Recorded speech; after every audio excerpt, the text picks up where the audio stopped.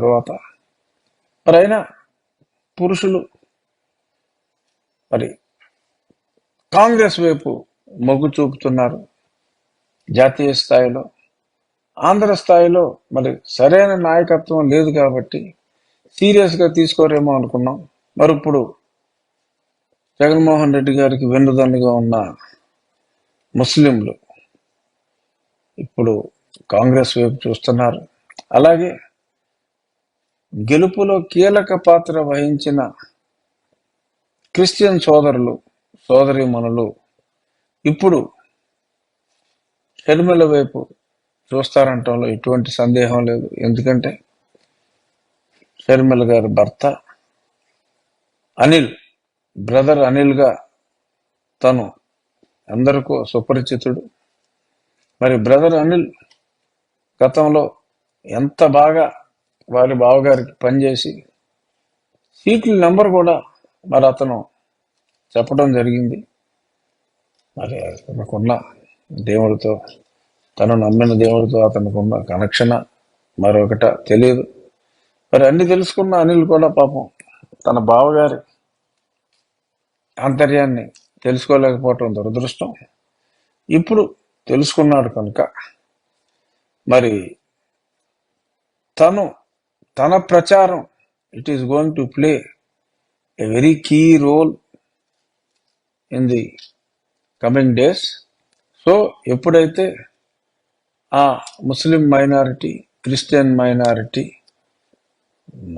అయినా ఆంధ్రప్రదేశ్లో Christian oats majority 20% పైగా ఉన్నాయి. మరి ఆ ఓట్ల శాతాన్ని మరి కాంగ్రెస్ పార్టీ కైవసం చేసుకుంటే ఏమో కొన్ని సీట్లు కూడా వచ్చిన ఆశ్చర్యపోవకర్లా. బట్ వైఎస్ఆర్ కాంగ్రెస్ పార్టీకి పెద్ద యాక్సిడెంట్ లాగా ఈ పరిణామం ఉంటుంది. జనవరి 4 అనేది వైఎస్ఆర్ కాంగ్రెస్ పార్టీకి ఒక పెద్ద చీకటి రోజు. దివిసేమ ఉప్పెన 77లో నవంబర్ 19 వచ్చింది. అలాగే డిసెంబర్ 26లో సునామీ వచ్చింది. అలాగా అటువంటి పరిణామంగా వైకాపా పార్టీకి మరి కాంగ్రెస్ పార్టీ నుంచి ఉపద్రవం రాబోతోంది. సో టికెట్ రాని ఎమ్మెల్యేలు సంషేర్గా ఉండి మరి హ్యాపీగా పోటీ చేసుకునే అవకాశం, ప్రెస్టీజియస్గా పోటీ చేసుకునే అవకాశం ఇప్పుడు వస్తుంది. రిజల్ట్ ఆల్రెడీ విజయానికి ఆమడ దూరం కాదు, కొన్ని యోజనాల దూరంలో వైఎస్ఆర్ కాంగ్రెస్ పార్టీ ఉంది. ఇప్పుడు అనంత విశ్వంలో గ్రహానికి ఉన్నంత గ్యాప్ లెవెల్కి ఈ పార్టీ అంటే కాంగ్రెస్ పార్టీ పునరుజ్జీవింపబడిన తరువాత ఉంటుంది అనటంలో ఎటువంటి సందేహం లేదు. నేను గతంలో ఏదైతే 30 నుంచి 35 అని చెప్పానో, రేపు 4వ తారీఖు తర్వాత అంచనాన్ని సవరిస్తూ బిలో 20, ఎట్టి పరిస్థితుల్లోనూ బిలో 20కి దిగజారిపోతుంది. ఎవరైనా కూడా ఓటరే కావచ్చు, నాయకులే కావచ్చు, ఇన్నోసెన్స్ని టాలరేట్ చేయొచ్చు. అంటే తెలివి తక్కువతనాన్ని ఎవడైనా భరించవచ్చు, జాలి చూపించవచ్చు తప్ప అహంకారాన్ని ఎవ్వడూ కూడా తట్టుకోలేడు. సో బట్ అలవిమాలిన ఆభిజాత్యాన్ని, అహంకారాన్ని ప్రదర్శిస్తున్న జగన్మోహన్ రెడ్డి గారిని భరించే నాయకులు కానీ, భరించే ప్రజలు కానీ ఇక లేరు. ఎన్నడైనా మనం చూసామా? ఏదైనా వ్యతిరేకించినప్పుడు కూడా మరి ఉద్యోగులు ఉన్నారు, మరి బండి శ్రీనివాసరావు గారు ఎవరు, అక్కడికి వెళ్ళి భజంత్రీలు వీళ్ళ దగ్గరికి వచ్చి ఏదో మాట్లాడేవారు.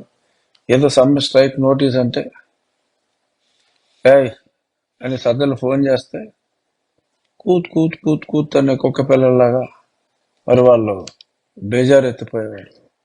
అప్పుడు మరిప్పుడు లేచింది మహిళా లోకం, దద్దరిల్లింది వైసీపీ ప్రపంచం అన్నట్టుగా మరి అంగన్వాడీలు వారి వారి పాటలు మాట్లాడుతున్న తీరు, పాటలు పాడుతున్న తీరు, మరి నిన్న ఎవరికో మరి జగన్మోహన్ రెడ్డి గారి ఫేస్ మాస్క్ వేసి మరి అతన్ని కొట్టారు.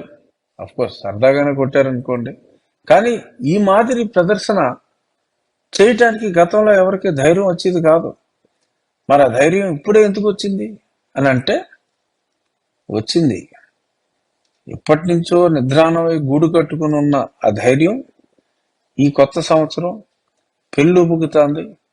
రోజు రోజుకి ఇది దినదిన ప్రవర్ధమానమై మరి నా ప్రస్తుత పార్టీ అయిన వైఎస్ఆర్ కాంగ్రెస్ పార్టీని ముంచేయబోతోంది. ఈ డ్వాక్రా మహిళలు కూడా ఊరికే మీటింగ్కి రమ్మని హెరాస్ చేస్తే వాళ్ళు కోపంతో ఉన్నారు. మరి ఇప్పుడు అంగన్వాడీలు, ఆశాలు, వీళ్ళకి తోడు ఉప్పెనల నిన్న జపాన్లో వచ్చిన ఉప్పెనల సునామీల మరి ఈ షర్మిల అనేబడే సునామీ